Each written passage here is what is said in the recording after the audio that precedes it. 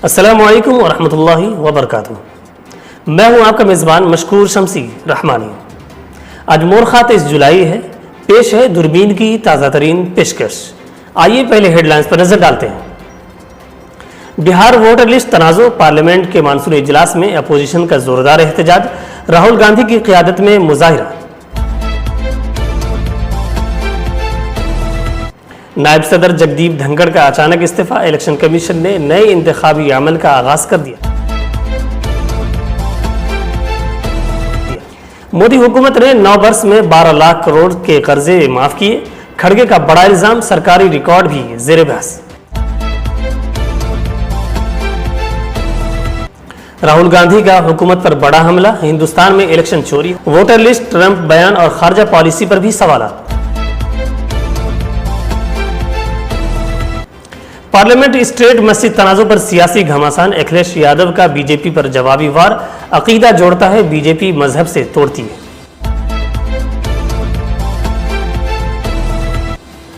Bihar assembly में नीतीश तेजस्वी आमने सामने, वोटर लिस्ट तनाज़ो पर जबरदस्त गर्मागर्मी। गजा में भूख का बहरान संगीन, 1000 से ज्यादा फिलिस्तीनी खुराक की तलाश में जान से गए अक़वाम मुत्तहिदा। आइए अब खबरों को फिक्र नज़र की दूरबीन की मदद से ज़रा तफसील से देखते हैं। नाज़रीन, पार्लियामेंट के मानसूनी इजलास का तीसरा दिन भी हंगामा खेज रहा। अपोजिशन ने बिहार में वोटर लिस्ट की खुसूसी नज़रसानी के खिलाफ ज़बरदस्त एहतजाज किया। मुजाहिरे की क़ियादत राहुल गांधी ने की, जिनके साथ अखिलेश यादव, प्रमोद तिवारी, राजीव शुक्ला और किरण कुमार चामला जैसे सीनियर लीडरान भी मौजूद थे। अपोजिशन का इल्ज़ाम है कि इंतखाबी फहरिस्तों की आड़ में दलित, अक़लियती और अपोजिशन हामी वोटरों के नाम जानबूझकर हटाए जा रहे हैं, जो जमहूरियत पर बराह रास्त हमला है। कांग्रेस रहनुमा प्रमोद तिवारी का कहना है कि ये इंतखाबी साजिश है, जबकि राजीव शुक्ला ने वाज़ेह कर दिया कि जब तक कार्रवाई नहीं होती एहतजाज जारी रहेगा। इलेक्शन कमीशन का मौक़िफ़ है कि यह सिर्फ वोटर लिस्ट की तस्दीक का अमल है, लेकिन अपोजिशन सियासी चाल करार दे रही है।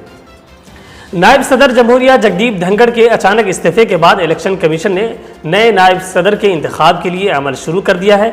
इलेक्शन कमीशन ने प्रेस रिलीज जारी करते हुए बताया कि वज़ारत दाखिला ने 22 जुलाई को इस्तीफे की इत्तला दी थी, जिसके बाद आईनी तकाज़ों के तहत इंतखाब की तैयारी शुरू हो गई है। बहुत जल्द तारीखों का ऐलान किया जाएगा। याद रहे, धनखड़ ने 21 जुलाई को अपना इस्तीफा सदर जमहूरिया को पेश किया था, जो अगले रोज मंजूर कर लिया गया। नायब सदर का इंतखाब सिर्फ पार्लियामेंट के अरकान करते हैं और उम्मीदवार के लिए मखसूस शराइत, तजवीज़ कुनिंदगान और जमानत रकम का होना लाजमी है। इधर धनखड़ के इस्तीफे पर सियासी हलकों में चेमीगोइयाँ जारी हैं। अपोजिशन का इल्ज़ाम है कि इस्तीफे के पीछे हुकूमत की नाराजगी शामिल है। कांग्रेस सदर मल्लिकार्जुन खड़गे ने मोदी हुकूमत पर बड़ा इल्ज़ाम लगाया है।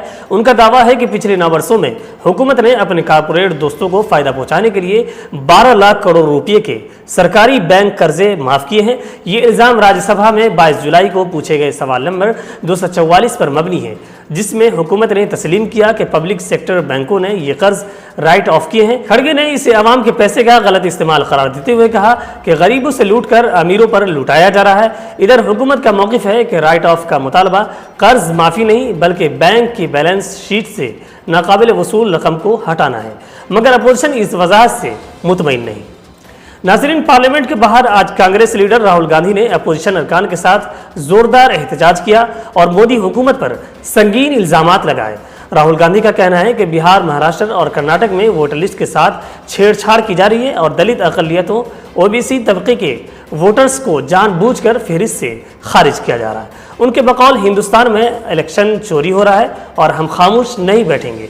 उन्होंने खारजा पॉलिसी पर भी वज़ीर आज़म को निशाना पर लिया और पूछा कि जब ट्रंप 25 बार जंगबंदी का क्रेडिट ले चुके हैं तो मोदी जी खामोश क्यों हैं।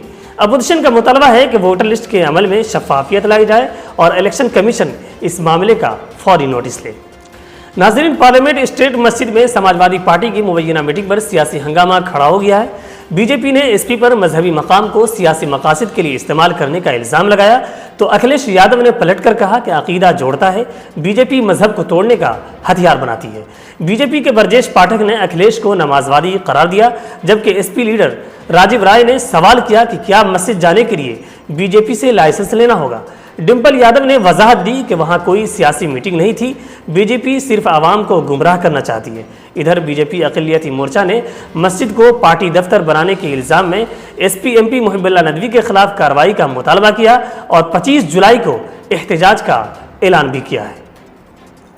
बिहार असेंबली के मानसून इजलास के तीसरे दिन वोटर लिस्ट की खुसूसी नजरसानी पर अपोजिशन और हुकूमत के दरमियान सख्त एसआईआर नोक-झोंक देखने को मिली। अपोजिशन लीडर तेजस्वी यादव ने ऐवान में मौक़िफ़ इख्तियार किया कि यह अमल शफाफ नहीं और इसके जरिए दलित अक़लियतों और तारिकीन वतन के वोट का हक छीना जा रहा है।